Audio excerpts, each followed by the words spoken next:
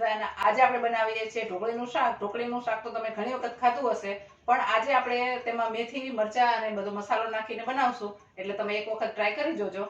ચાલો આપણે શરૂ કરીએ. ઢોકળીનું શાક બનાવવા માટે આપણે 200 ગ્રામ અહીં ચણાનો લોટ લઈ લીધો છે અને તેને ચાળી લીધો છે. હવે તેને આપણે તપેલીમાં લઈ લઈશું.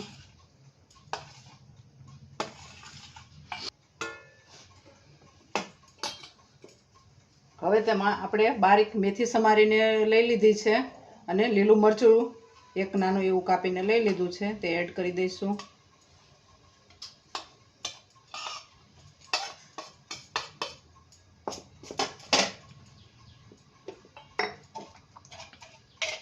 સ્વાદ પ્રમાણે નમક લઈ લઈશું અને અજમો છે, અજમાને હાથેથી રબ કરીને નાખશું.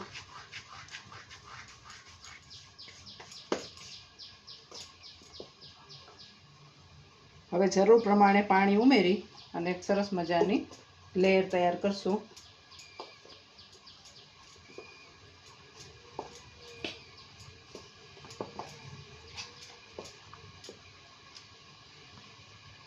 આપણે એકદમ પાતળી પેસ્ટ બનાવવાની છે.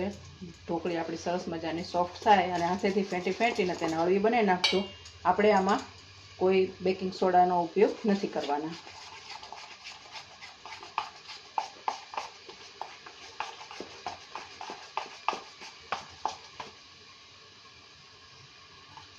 ધીમે ધીમે જેટલું જરૂર હોય એ પ્રમાણે જ પાણી ઉમેરતા જવાનું અને ખીરાને એકદમ થોડું થોડું ચલાવતા રહેવાનું.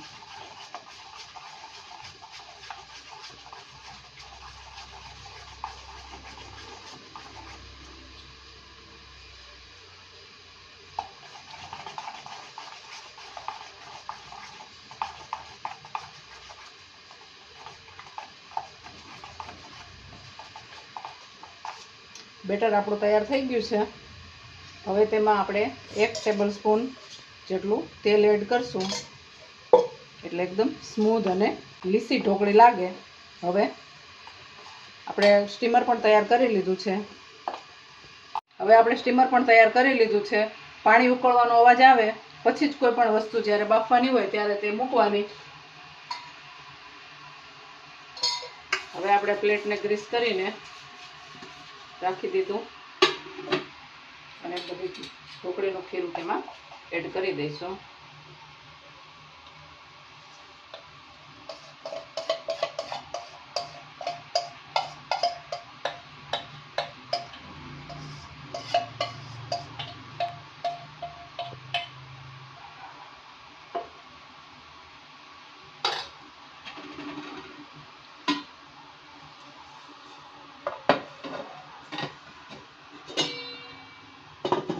પંદર મિનિટ માટે આપણે ઢોકળીને બાફી લઈશું.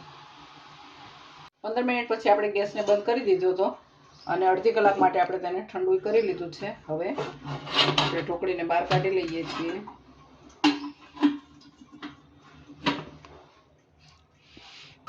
અને નાના નાના ટુકડા કરી લઈએ છીએ.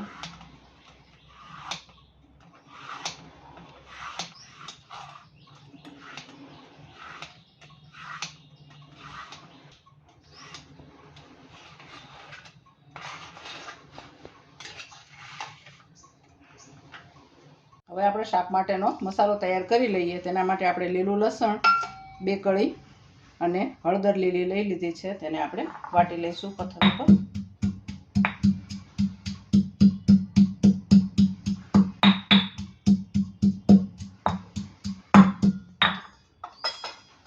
તેમાં નમક એડ કરશું એટલે જલ્દી વટાઈ જાય.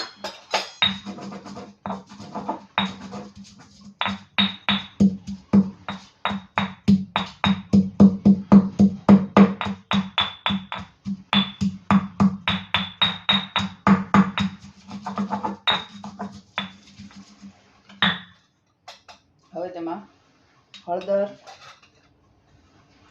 ધાણા જીરું અને સ્વાદ પ્રમાણે કાશ્મીરી લાલ મરચું અને થોડું પાણી એડ કરશું અને બારીક પેસ્ટ બનાવી લઈશું.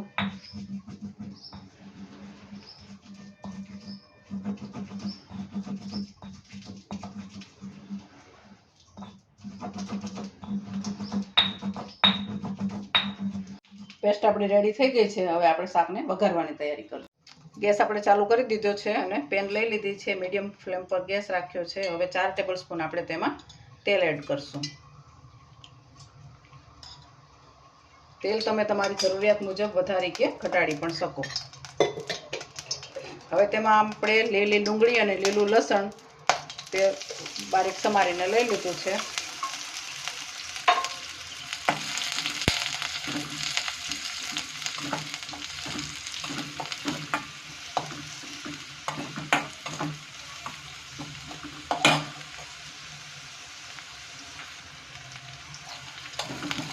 લીલી ડુંગળી અને લીલું લસણ 2 મિનિટ કૂક થઈ ગયા પછી આપણે તેમાં મરચાંની જે પેસ્ટ આપણે બનાવી હતી તે એડ કરવાની છે અને 1-2 મિનિટ સુધી તેને પણ સોતે કરી લેવાનું છે.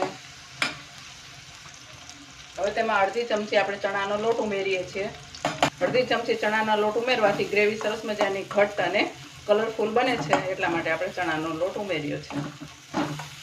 હવે તેમાં પાણી એડ કરી દઈશું.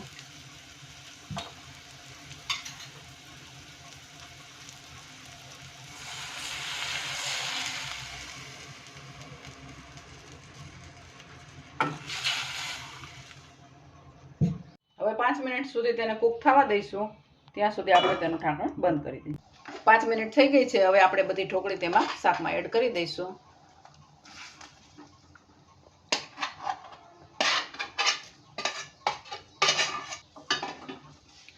અને હજી 5 મિનિટ કૂક કરી લઈશું. કાઠિયાવાડી ઢોકળીનું શાક આપણું તૈયાર થઈ ગયું છે. હવે આપણે ગેસ બંધ કરી દઈએ છીએ. તેમાં 1 ચમચી ગરમ મસાલો અને છેલ્લે કસૂરી મેથીને હાથેથી ક્રશ કરીને ઉપર ગાર્નિશિંગ કરી દઈશું. શાક આપણું તૈયાર થઈ ગયું. હવે સર્વ કરીશું. મેથીવાળી ઢોકળીનું શાક તૈયાર થઈ ગયું છે. તમે શિયાળામાં મેથીવાળી ઢોકળીનું શાક બનાવી શકો છો અને જ્યારે શિયાળો ન હોય અને મેથીની ઢોકળીવાળું શાક બનાવવું હોય તો તમે સૂકી મેથીનો પણ ઉપયોગ કરી શકો છો. તમે આને પરોઠા સાથે ખાઈ શકો, રોટલી સાથે ખાઈ શકો અને બાજરીના રોટલા સાથે પણ ખાઈ શકો. કાઠિયાવાડી ઢોકળીમાં આપણે દહીં નાખ્યું નથી. તમે ધારો તો દહીં આમાં એડ કરી શકો. દહીંથી પણ આ ઢોકળી ખૂબ જ સ્વાદિષ્ટ લાગે છે.